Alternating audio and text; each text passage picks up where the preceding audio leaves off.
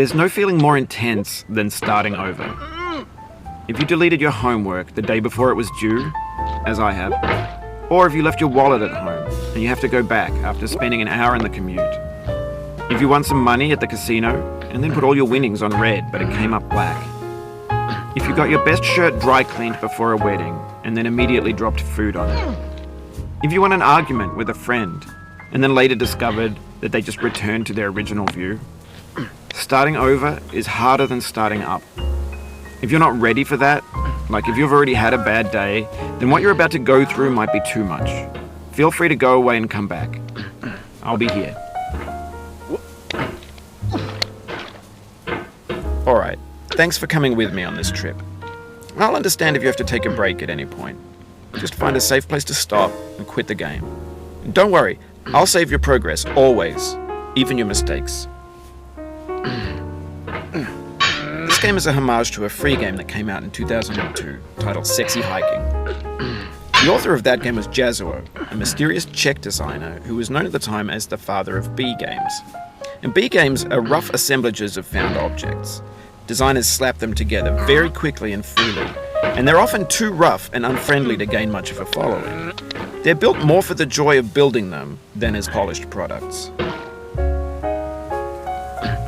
In a certain way, Sexy Hiking is the perfect embodiment of a B game.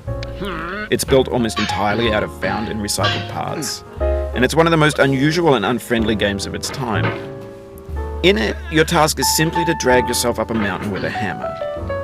And that act of climbing, in the digital world or in real life, has certain essential properties that give the game its flavor. No amount of forward progress is guaranteed. Some cliffs are too sheer or too slippery. And the player is constantly, unremittingly in danger of falling and losing everything. Anyway, when you start Sexy Hiking, you're standing next to this dead tree that blocks the way to the entire rest of the game. It might take you an hour to get over that tree, and a lot of people never got past it. You prod and you poke at it, exploring the limits of your reach and your strength, trying to find a way up and over. And there's a sense of truth in that lack of compromise.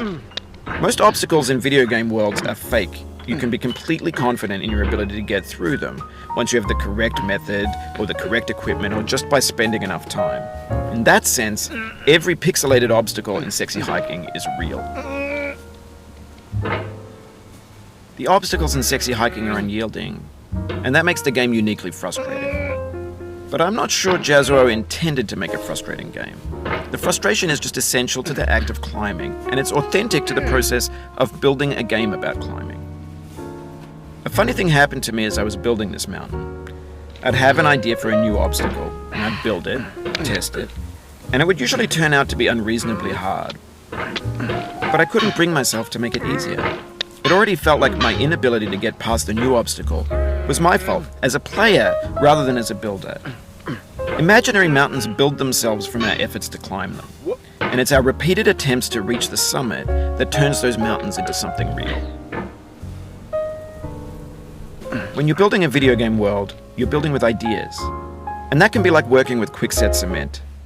You mold your ideas into a certain shape that can be played with, and in the process of playing with them, they begin to harden and set until they're immutable, like rock. And at that point, you can't change the world, not without breaking it into pieces and starting fresh with new ideas.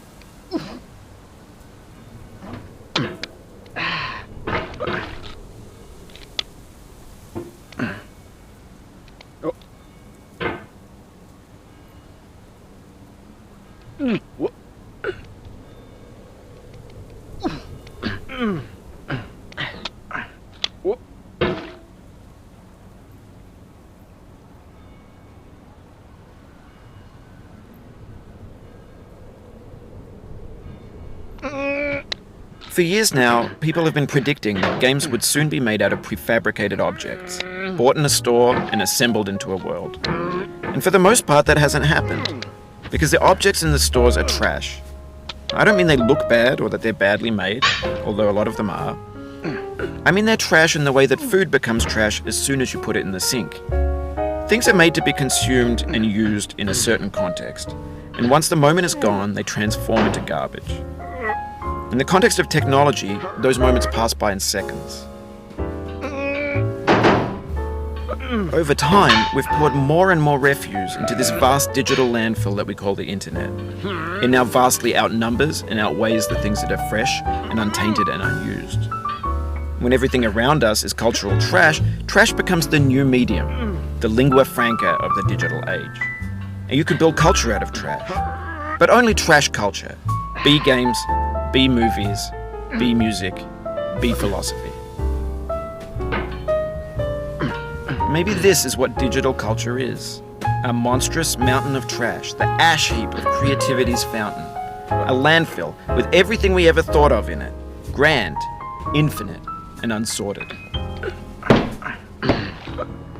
There's 3D models of breakfast, Gen X's fanfic novels, Scan magazines, green screen Shia LaBeouf, banned snuff scenes on LiveLeak. Facebook's got lifelike bots with unbranded adverts and candid shots of Kanye and Taylor Swift mashups, car crash epic failed GIFs, Russian dashcam vids, discussions of McRibs, discarded, forgotten, unrecycled, muddled, rotten, untitled. Everything's fresh for about 6 seconds, until some newer thing beckons, and we hit refresh.